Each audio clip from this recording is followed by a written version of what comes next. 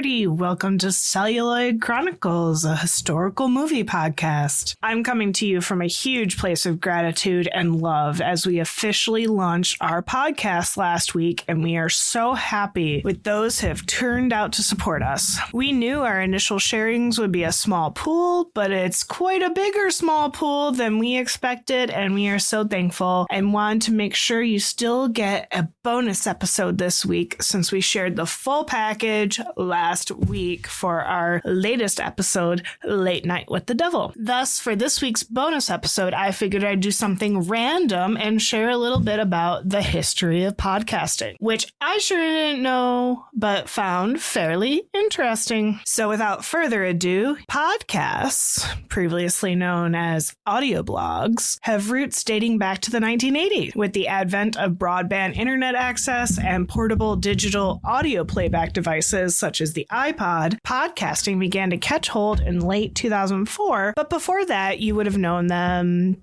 just as radio shows, as audio blogs that just kind of randomly sat there on different websites across the internet in the 90s, and any recordings that fit a certain theme, that were a certain discussion, that were a certain show that wasn't live across the radio. Now, today, there are more than 115,000 English language podcasts available on the internet, with approximately 4.5 million podcasts available globally and dozens of websites available for distribution at little or no cost to the producer or listener, which is amazing and is kind of a new era of sharing content. So before the advent of the internet in the 80s, RCS, radio computing services, provided music and talk-related software to radio stations in a digital format. Before online music, digital distribution was through the MIDI format, as well as M-Bone multicast network, and was used to distribute audio and video files. And then there were many other jukeboxes and websites in the mid-90s that provided a system for sorting and selecting music or audio files, talk, segue announcements, and different digital format and so forth. But that might be through the more in the 2000s. There are a few websites that provide audio subscription services, such as in 1993, the early days of the internet radio,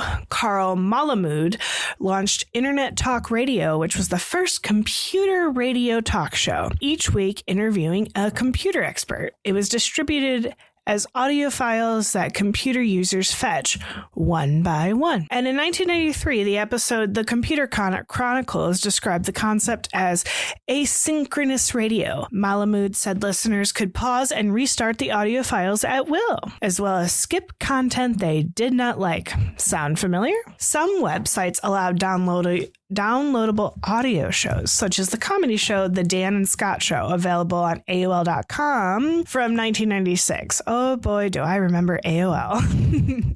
Additionally, in 1998, Radio USAC, the radio station from the University of Santiago, Chile, supported the option of broadcast online and on-demand streaming talk shows. However, the development of downloaded music did not reach a critical mass until the launch of Napster, another system of aggregating music, but without the subscription services provided by podcasting or video blogging aggregation clients or system software. Independent of these development of podcasting via RSS, a portable player and music download system had been developed by Compaq Research as early as 1989 or 2000. So this was called Pocket DJ, which would have been launched as a service for the personal jukebox or a successor, the first hard disk-based MP3 player. Then there was Rant Media, where early pioneers of various internet radio programs dating back to 1999, such as What the Hell podcast, incorporating IRC chat and video before YouTube was created, and 2005,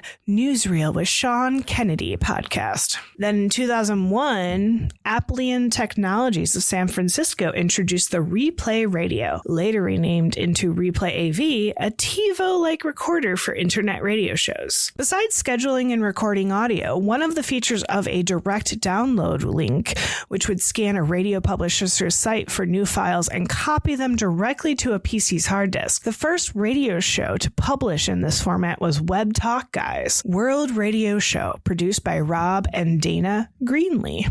A video podcast, or vodcast, is a podcast that contains video content, as we know. Web television series are often distributed as video podcast.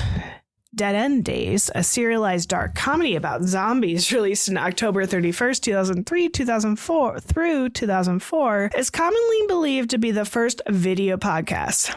Dig Nation was one of the most successful early video podcasts, running for 7 years before going on hiatus. Never Not Funny was a pioneer in providing video content in the form of a podcast. And then, of course, there's the Joe Rogan Experience that has a great many examples of a litany of video podcasts, with many of them now being hosted on YouTube rather than as part of a feed, which is much more common when video podcasting was a brand new medium. The key difference between a vlog and a video podcast is the length. While a vlog could technically be a video podcast, long-form conversational style videos are generally considered to be strictly a video podcast. And then, since September 2005, a number of services began featuring video-based podcasting, including Apple via iTunes Music Store and the Participatory Cultural Foundation. These services handle both audio and video feeds. And then to talk about podcasting today, which is often characterized by all the usual corporate sentiments: accelerated growth, investment, and content trends. This accelerated growth is definitely a newer trend, which saw a real surge in attention to the podcast industry around 2014. I'm sure most of you know of many podcasts today that have been around, 5 to 10 years, maybe even a little longer, but those are definitely considered the older ones, quote unquote. The U.S. podcast advertising revenue alone exceeded $1 billion by 2021. And this medium is flourishing for many reasons. It's very portable. Wireless headphones are very popular now.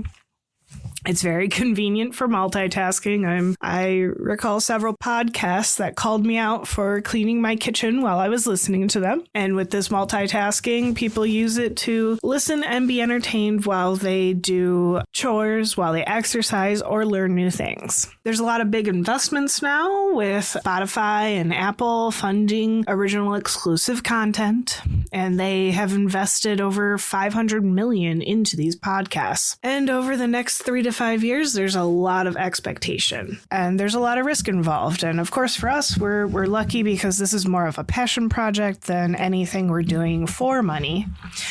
But we do hope people will listen in, and we're very hopeful about it. But we do like this medium as well. It helps us hone our craft, share content together as hosts, and it's a lot easier for many to consume instead of written media, which I also enjoyed too, but realized it's very sad to say that's a tiny bit old-fashioned. And with that, I figured I'd also share a few of our upcoming movies that you can look forward to in this little bonus episode. Next week, we're coming out with Ray, on the life of Ray Charles, and kind of takes us through the mid-century to about just before the 80s. And following that, very soon, I'm not going to say a certain order, but we have Pleasantville, Portrait of a Lady on Fire, Harriet, Ever After, Beloved, Byzantium. So we are very excited about all of these